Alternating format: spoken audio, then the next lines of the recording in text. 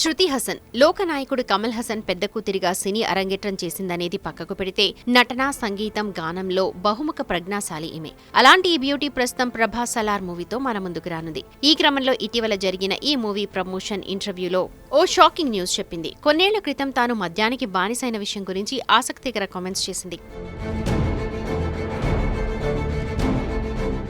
ఎప్పుడూ స్నేహితులతో కలిసి పార్టీలకు వెళ్లి మద్యం తాగడం అలవాటు చేసుకున్నాను. కానీ ఈ వ్యసనం నుంచి బయటపడాలని అనుకున్నాను. అందుకు ముందుగా పార్టీలకు ఆహ్వానించే స్నేహితులకు దూరంగా ఉన్నాను. దాదాపు 8 ఏళ్లుగా ఆల్కహాల్కు దూరంగా ఉంటున్నాను. జీరో రిగ్రెట్, జీరో హ్యాంగ్ ఓవర్స్తో హుందాగా ఉన్నాను. జీవితంలో ఎప్పుడూ తాగకూడదని డిసైడ్ అయ్యాను. మద్యం అలవాటు గురించి చెప్పి నన్ను అవమానపరచడానికి ప్రయత్నించినా ఆ ప్రయత్నాలు ఫలించలేదు. ఇప్పుడు జీవితం బావుంది అంటూ తన మునుపటి పార్టీ జీవితం గురించి చెప్పుకొచ్చింది బ్యూటీ.